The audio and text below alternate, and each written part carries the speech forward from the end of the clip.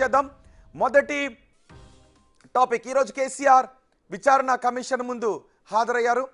దాని గురించి వివరాలు చూద్దాం. 50 నిమిషాల పాటు ఆయన్ను విచారణ కమిషన్ విచారించింది. కాళేశ్వరం ప్రాజెక్ట్ కట్టినప్పుడు ఎంత ప్రచారం జరిగిందో, మేడిగడ్డ బ్యారేజ్ కుంగినప్పుడు కూడా అంతే రచ్చ జరిగింది, చర్చ కూడా జరిగింది. కాళేశ్వరం ప్రాజెక్టుపై అప్పుడు మొదలైన రాజకీయం తాలూకు హీట్ ఇప్పటికీ అంతే టెంపరేచర్తో కొనసాగుతుంది. కాళేశ్వరం ప్రాజెక్ట్ నిర్మాణంలో అవకతవకలు జరిగాయనే విమర్శలు, ఆరోపణలతో కాంగ్రెస్ ప్రభుత్వం జస్టిస్ పిసి ఘోష్ కమిషన్ ఏర్పాటు చేసి అసలు నిజాలేంటో తేల్చాలని నిర్ణయించింది. దీంతో కాళేశ్వరం కమిషన్ ముందు మాజీ ముఖ్యమంత్రి కేసీఆర్ కూడా హాజరు కావాల్సి వచ్చింది. మొత్తానికి కాళేశ్వరం కమిషన్ ఎదుట మాజీ ముఖ్యమంత్రి కేసీఆర్ విచారణ ముగిసింది. ఆయన్ను పిసి ఘోష్ కమిషన్ 50 నిమిషాల పాటు విచారించింది. కాళేశ్వరం ప్రాజెక్టుకు సంబంధించి కీలక ప్రశ్నలు కేసీఆర్ ముందు ఉంచింది. 115వ సాక్షిగా ఆయన్ను కాళేశ్వరం కమిషన్ ఈరోజు విచారించింది.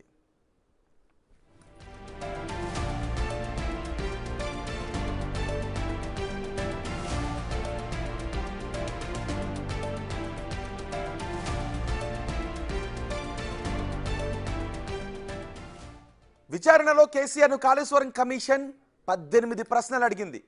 బ్యారేజీల నిర్మాణానికి ఎవరు నిర్ణయం తీసుకున్నారని ప్రశ్నించింది. దీంతో కాళేశ్వరం రీఇంజనీరింగ్ గురించి కేసీఆర్ వివరించారు. ఆనకట్టల నిర్మాణానికి కేబినెట్ ఆమోదం ఉందా అనే ప్రశ్నను కూడా కమిషన్ మాజీ ముఖ్యమంత్రిని అడిగింది.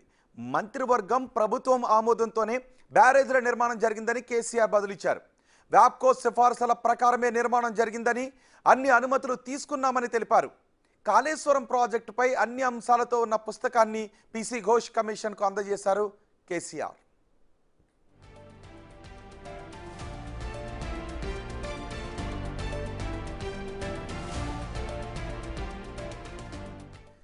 ఇక కాళేశ్వరం కార్పొరేషన్ గురించి కూడా కమిషన్ ఆరా తీసింది.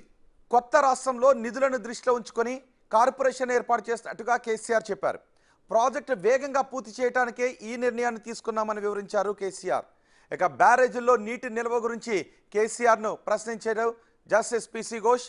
ఎంత నీరు నిల్వ చేయాలి అనేది ఇంజనీర్లే చూసుకుంటారు అని హరీష్ రావు చెప్పిన సమాధానాన్ని ఇక్కడ కేసీఆర్ కూడా చెప్పారు.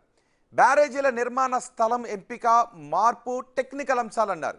నీటి లభ్యతను దృష్టిలో ఉంచుకునే కాళేశ్వరం ప్రాజెక్టు చేపట్టినట్టుగా తెలిపారు. జియో నెంబర్ 45ను, ఆపరేషన్స్ అండ్ మెయింటెనెన్స్ బుక్ను కాళేశ్వరం కమిషన్కు అందజేశారు కేసీఆర్.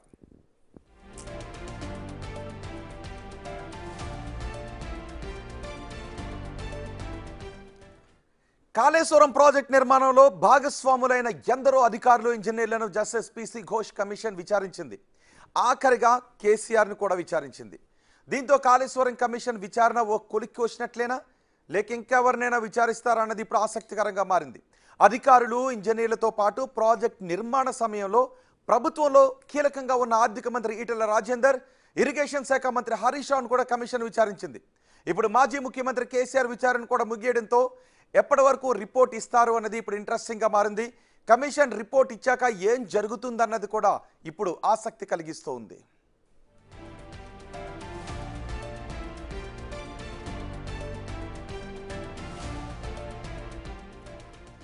ఈరోజు కేసీఆర్ విచారణ ముగిసిన నేపథ్యంలో కమిషన్ ఇకపై ఏం చేయబోతోంది, ఎప్పటిలోపు రిపోర్ట్ ఇస్తుంది, రిపోర్ట్లో ఏమి ఇస్తుంది, రిపోర్ట్ ఇచ్చిన తర్వాత ఏం జరుగుతుంది, ఇవన్నీ కూడా చాలా ఆసక్తికరంగా మారాయి. వీటిపై మాట్లాడటానికి ఆర్మూరు ఎమ్మెల్యే పైడి రాకేష్ రెడ్డి, బీజేపీ ఎమ్మెల్యే మనకు అందుబాటులో ఉన్నారు. ఆయనతో మాట్లాడదాం. రాకేష్ రెడ్డి గారు నమస్తే. నమస్తే. నమస్తే రాకేష్ రెడ్డి గారు, ఏం జరగబోతోంది? ఇక కేసీఆర్ కమిషన్ ముందు హాజరయ్యారు. అంతా మంత్రివర్గ ఉపసంఘం, ప్రభుత్వం, మంత్రివర్గం తీసుకున్న ఆదేశాల మేరకే జరిగింది, నా సొంత నిర్ణయాలు కాదు, అంతా టెక్నికల్ గానే జరిగింది అని కేసీఆర్ చెప్పారు. ఆయన లోపల ఏం చెప్పిండు అనేది పక్కన పెడితే, ఇప్పుడు తెలంగాణ ప్రజల పాలిట ఏదైతే గుదిబండగా అయిందో, కొంగిపోయిన మేడారం కావచ్చు, ఇప్పుడు 2 సంవత్సరాల నుంచి చుక్క నీటి బొట్టు లేకుండా 94,000 కోట్లు ఖర్చు పెట్టి సంవత్సరానికి 10,000 కోట్ల వడ్డీ కట్టుకుంటూ, పవర్ బిల్లు కట్టుకుంటూ, ఎటువంటి తెలంగాణ ప్రజలకు ఎటువంటి ఉపయోగం లేని ఈరోజు ఒక తెల్ల ఏనుగు ఐరావతమైన ఆ ప్రాజెక్టుని దాంట్లో జరిగిన, అంటే ముఖ్యంగా ఏమి చేసినారు పర్మిషన్లతో పాటు ఇవి మీరు గమనించాల్సిన ఇంకా 2-3 విషయాలు ఉన్నాయి. నాసి రకం కట్టడం, 100 సంవత్సరాలు ఉండవలసిన కట్టడం 3 సంవత్సరాలకే కూలిపోవడం, కుంగిపోవటం, మోటార్లు గాలిపోవటం, రెండోది దాంట్లో పనిచేసిన అధికారులు ఒక్కొక్కరింట్లో 2,000 కోట్లు దొరకటం. తెలంగాణ ప్రజలు చాలా తెలుసుకోవాలనుకుంటున్నారు దీంట్లో. పీసీ ఘోష్ గారి కమిషన్ మీద నమ్మకంతో ఉన్నారు, ఒక న్యాయ వ్యవస్థ మీద. కాబట్టి ఓకే, ఆయన మాజీ ముఖ్యమంత్రి గారు ఆ డిజైన్స్ ఆయన ఇంతకుముందు చెప్పిందేమో నేనే డిజైన్ తయారు చేసిన, నేనే మదిలో మొత్తము శోధించి మొత్తం చేశాను అని చెప్పాడు. దానికి వాళ్ళు ప్రశ్నలు అడుగుతారు, మరి ఆయన చెప్పాల్సిన ఏం చెప్పారో అది తర్వాత ఇప్పుడు కమిషన్ తెలుస్తుంది. కానీ తెలంగాణలో ప్రతి గుండె, ప్రతి తెలంగాణ 4 కోట్ల ప్రజలు ఈ కాళేశ్వరం ప్రాజెక్టు నిగ్గు తెలుసాలని కోరుకుంటున్నారు. ఎందుకంటే ఇంతకుముందున్న ముఖ్యమంత్రి గారు కావచ్చు, ఇప్పుడు ఈ మాజీ ముఖ్యమంత్రి, ఇప్పుడున్న ముఖ్యమంత్రి అయితే ఇన్ని వేల కోట్ల అవినీతి జరిగింది, ఇన్ని జరిగింది, మేము రాగానే రకరకాల చర్యలు తీసుకుంటామని మౌనంగా ఉన్న మౌనముని. రెండోది ఏంటంటే ఈ కాళేశ్వరం మీద ఇంకా రకరకాల టెక్నికల్ ఇష్యూస్ కావచ్చు, తమిడియట్టి కావచ్చు, ఇక్కడ ఎందుకు డిజైన్ మార్చిండ్రు, ప్లేస్ ఎందుకు మార్చవలసి వచ్చింది, 40,000 కోట్ల ప్రాజెక్టు 1,20,000 కోట్లకి ఎందుకు తీసుకెళ్ళిండ్రు, దీంట్లో ఒకటే లేదండి, చాలా ఉన్నాయి దీంట్లో. మరీ ముఖ్యంగా ఈ కాళేశ్వరం మీద ఎంక్వైరీకి తెలంగాణ సమాజం ఎదురు చూస్తుంది. నా అభిప్రాయం ప్రకారం ఇది ఒక చర్యలు ఎలా ఉండాలంటే, ఇక తెలంగాణ భవిష్యత్తులో కూడా ఏ రాజకీయ నాయకులు కావచ్చు అర్హతలు లేకుండా ఇష్టం ఉన్నట్టు మాట్లాడు, 1,000 కోట్ల అధిక వడ్డీలకు అప్పులు తెచ్చుడు, కొత్తగా కార్పొరేషన్లు క్రియేట్ చేసుడు, అనుకుంటేనే వాళ్ళకి అనుకూలంగా తయారు చేసుకోవడం, ఇవన్నీ బయటపడాలంటే ఈరోజు పీసీ ఘోష్ గారే దిక్కు తెలంగాణ ప్రజలకు. ఓకే, కానీ ఇప్పుడు మీ పార్టీలో ఉన్న ఈటెల రాజేందర్ కూడా చెప్పారు, అంతా మంత్రివర్గం తీసుకునే నిర్ణయం ప్రకారమే జరిగింది, టెక్నికల్ కమిటీ నివేదిక ప్రకారమే, సబ్ కమిటీ ఇచ్చిన నివేదిక ప్రకారమే, క్యాబినెట్ ఆమోదంతోనే అంతా జరిగింది, ఇందులో ఇక అవినీతి ఎక్కడ జరిగింది, ఒక రకంగా కేసీఆర్ సొంత నిర్ణయం కాదు అన్నట్టుగానే చెప్పారుగా. అవినీతి ఎక్కడ జరిగిందని ఎక్కడ కూడా ఒక కమిషన్ ఎంక్వైరీ చేస్తుంటే అంటే చెప్పలేరు. రెండోది మాజీ ముఖ్యమంత్రి గారు కూడా కొద్దిగా రాజకీయ సభల్లో కాకుండా ఈ దేశంలో ఉన్న న్యాయ వ్యవస్థను గౌరవించి, కమిషన్లను గౌరవించి కొద్దిగా ఇబ్బందికరంగా పరిస్థితి క్రియేట్ చేయొద్దు శాంతి భద్రతలకు. ఎందుకంటే ఒక సీనియర్ రాజకీయ నాయకుడిగా అన్ని రకాల కూడా అట్లా ఒక బల ప్రదర్శన చేయటము, అధికార వ్యవస్థలను బెదిరించడము, న్యాయ వ్యవస్థను బెదిరించడం అనేది కరెక్ట్ కాదు పెద్ద ఆయనకు, కేసీఆర్ గారికి. అంటే బీఆర్ఎస్ క్యాడర్తో కలిసి రావడం అనేది బెదిరింపులకు దిగిన చర్యగా అనుకుంటున్నారా మీరు? లేకపోతే మాజీ ముఖ్యమంత్రి కాబట్టి, బీఆర్ఎస్ నాయకుడు కాబట్టి, అధినేత కాబట్టి అధినేత కోసం వచ్చిన జనాలుగా చూడాలా? అంటే 2 రకాలుగా చూడాలి. గుడికి వెళ్తున్నామా, బడికి వెళ్తున్నామా, రాజకీయ సభలకు వెళ్తున్నామా, న్యాయ వ్యవస్థ ముంగట నువ్వు ఫాంగుల్యం వేయడానికి వెళ్తున్నావా? సీనియర్ రాజకీయ నాయకుడిగా, రాజకీయాలలో ఉద్దండుడుగా ఇట్లాంటి ప్రవర్తనలకైనా ఈ తెలంగాణలో ఆజ్యం పోయకూడదు. తెలంగాణ శాంతియుతమైన నేల, ఇది ఒక ప్రశాంతంగా అమాయకమైన ప్రాంతం. ఇటువంటి ప్రాంతాలలో మళ్ళీ అట్లాంటి పద్ధతులు పెడితే ఓకే, నిజానికి అది ఏ రాజకీయ పార్టీ నాయకుడైనా, ఈవెన్ బీజేపీ నాయకులైనా ఎప్పుడైనా విచారణకు హాజరు కావాల్సి వచ్చిన సందర్భంలో కూడా అదే జరుగుద్ది. ఓకే, అది టెక్నికల్ అంశం కాదు కాబట్టి మనం పక్కకి తీసేద్దాం. కానీ కాళేశ్వరం ప్రాజెక్ట్ తెలంగాణకు వరప్రదాయిని, ఇప్పటికీ కూడా కాళేశ్వరం ద్వారానే పంటలు పండుతూ ఉన్నాయి, కావాలని కాళేశ్వరాన్ని ఎండగడుతున్నారు అని బీఆర్ఎస్ నాయకులు అంటూ ఉన్నారు. అంటే ఎవరో ఒకరు ఉండాలండి, ఇప్పుడు దీనికి ఎవరో ఒకరు కట్టుబడి ఉండాలి. ఇప్పుడు ఎందుకంటే గౌరవనీయ ఇరిగేషన్ శాఖ మంత్రులు పోయినసారి ప్రెస్ మీట్ పెట్టి కూడా చెప్పారు, 1,53,00,000 టన్నులు తెలంగాణలో మొదటిసారిగా భారతదేశంలో రికార్డు పంటగా పండించినాము, ఒక్క చుక్క నీటి బొట్టు కాళేశ్వరంది వదలకుండా. దాన్ని ఏమంటారు? ఒక్క నీటి బొట్టు లేకుండా, కుంగిపోయిన దాన్ని రిపేర్ చేయకుండా మేము 1,53,00,000 టన్నులు పండించినాము అన్నాడు. అంటే దీన్ని బట్టి అర్థమైంది, కాళేశ్వరము కొందరి జేబులు నింపడానికి, కాంట్రాక్టర్ల జేబులు నింపుకోవడానికి, రాజకీయ నాయకుల జేబులు నింపుకోవడానికి దాని డిజైన్స్ మార్చి, ఒక నిమిషం వినండి మీరు, ప్రాణహిత చేవల డిజైన్ మార్చి వాళ్ళ ఏదైతే ఈ డబ్బుల గురించి, అవినీతి గురించి మార్చిన డిజైన్ అని చెప్తున్నారు కదా, బహిరంగంగా చెప్తున్నారు. ఆయన గౌరవనీయ మంత్రివర్యులు చెప్తున్నారు. కాంట్రాక్టర్ కూడా మీరు చూడండి, మీరు మీడియాలో చూడండి, ఎల్ఎన్టీ మినిస్టర్ రివ్యూ చేసినప్పుడు ఎల్ఎన్టీ వాళ్ళు వచ్చారు, మాకేం సంబంధం లేదండి, ఫామ్ హౌస్ లో పడుకున్న పెద్ద ఆయన ఎట్లా చెప్తే అట్లా చేసినామని చెప్పారు. డైరెక్ట్ పేపర్లో రివ్యూ, గౌరవనీయ మంత్రివర్యులు స్టేట్మెంట్, అది మాది కాదండి. కానీ ఒకవేళ నిజంగా ఇంజనీర్లు అలా చెప్పారు అంటే ఇంజనీర్లు చెయ్యొచ్చు, అలా చేస్తారా?